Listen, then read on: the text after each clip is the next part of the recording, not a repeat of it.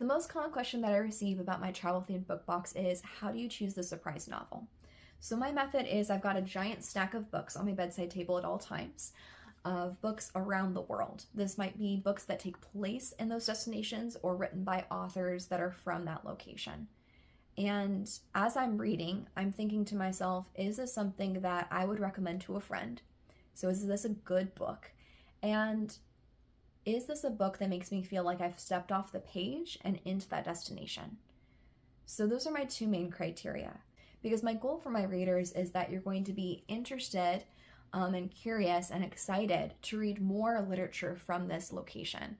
Maybe to plan a trip there, or to travel from home with our recipes and learn more through maybe other books and movies and things like that. And sometimes that means you might be reading about or of a place that you never consider. And that's what makes it kind of exciting, is we're not just doing the top destinations, because I did try to do it kind of reverse, where I picked a destination that I thought would be really popular. And then I tried to read a bunch of novels from and about that place, and it just felt inauthentic. I wasn't excited to read those books. And it made it a lot harder to actually choose something because I wasn't falling in love with the novel naturally. And so I found that this process was not only more authentic for me, but also for the readers, because now we're not just looking at the best destinations to go in 2026.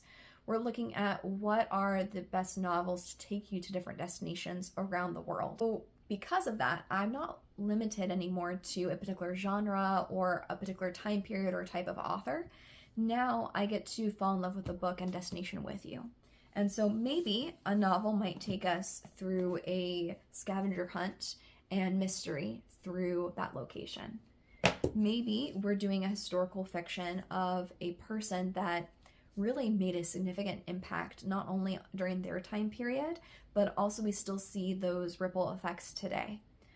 Maybe we're looking at a recent event in history that significantly changed the culture and the people of this place that maybe isn't as well known, and offering a new perspective.